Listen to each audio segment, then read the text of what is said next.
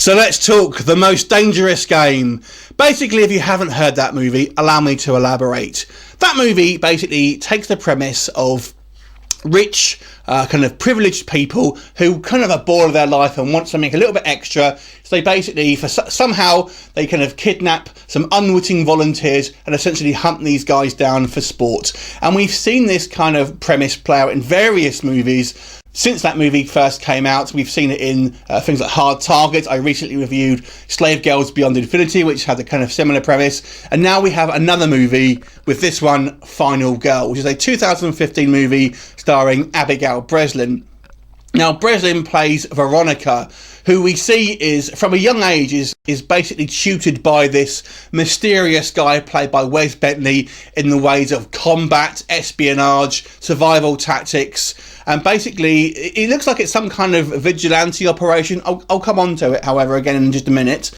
And they basically find out that there's this group of privileged kids, privileged young adults. And then I don't know how they found this out, I have to say, but they find out. So they find out these guys are essentially seducing pretty young girls, taking them out to the woods with the promise of parties and things like that, and then hunting them down and killing them for sport. So Breslin's character essentially poses as this kind of like helpless girl, allows herself to get taken to the woods, and then the hunter becomes the hunted. So I guess you could say that she's going there on purpose. It's a little bit of a twist on the genre, but nevertheless, it more or less is kind of the same sort of film. So let's kind of break it down a little bit further than that. So the first portion of this movie, I have to say, I thought had missed a scene. And this is the portion of the film I'm talking about, where we are introduced to Abigail Breslin's character, and she's inducted into this kind of, I guess, society, but we only ever see Wes Bentley's character.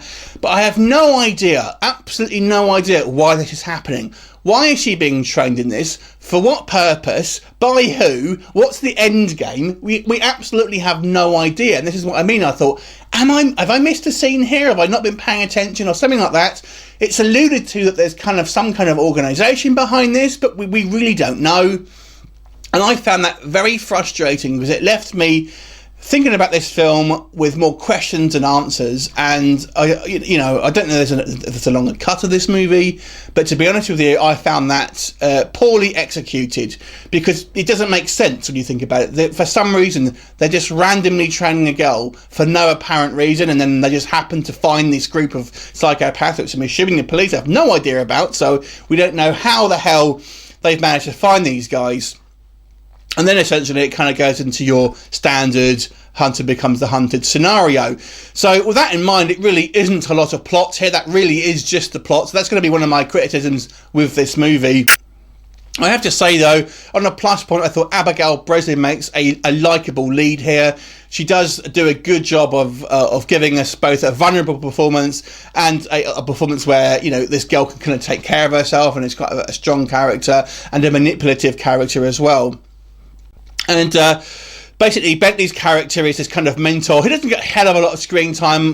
Basically, his screen time is limited mainly to the beginning of the film.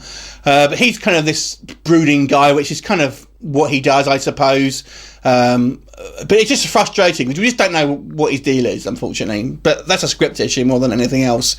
And then we come on to our antagonists, and these are four kind of rich guys who, for the most part, I have to say, are somewhat caricatures. Each of them have this kind of, maybe some kind of defining tick or characteristic, but other than that, they're not really explored as actual characters, more or less just sort of psychopaths, each with a kind of slightly different perversion, shall we say. I guess the one who we see most of is the leader, Jameson, and he's played by Alexander Ludwig, who you may know from TV's Vikings. He plays the son, or the older son, of Ragnar Lothbrok. And he's the only one that really gets any type of development, to be honest with you. But even that, it's only kind of just scratching the surface of his character. And we just have to accept, these guys are psychopaths, and that's pretty much all you need to know. The majority of the film, once it gets going, it takes place in this kind of woodland area where they're hunting down Breslin's character, and of course she decides to fight back. The action is, I'm in two minds about, to be honest with you. I think it's in some way it's well shot. I think the cinematography and the scenery and everything is quite good. The lighting I quite liked. But when we actually come to the action, I think it's clear that Breslin doesn't really know what she's doing in regards to fighting, so they've kind of combat it by making sort of quick cuts and close-ups and kind of shaky cam, things like that. So the actual action scenes themselves are a little bit disappointing, but the surrounding kind of stylistic choices are quite nice. It almost has a kind of ethereal comic booky feel to it. There's also some scenes that involve drug use, where basically people have some kind of like trip and they sort of hallucinate things, and again I have mixed feelings about that. Essentially, we're led to believe that these trips basically make you face your biggest fears, and I think some were handled well, some not so much, and unfortunately some of these characters aren't really fleshed out, so we can't really connect to their kind of greatest fears, and the way they're done, I think sometimes they're a little poor as well. I have to say, it's a kind of a fun film, but it does leave you questioning what you've seen to some degree, and that beginning part of the movie, I wish it had a little bit more to it. I wish it gave us a little bit more backstory. I assume it was some kind of stylistic choice to try and make it seem a bit more mysterious, but it kind of just looks frustrating. So it's an enjoyable film, but it's somewhat cliche, has kind of cliche characters, decent performance by Breslin. The bad guys are a little bit kind of cliche and kind of a bit hammy, to be quite honest with you. But it's a kind of an okay sort of subgenre entry to this kind of the most dangerous game. If you like that kind of film, you're going to probably like this film.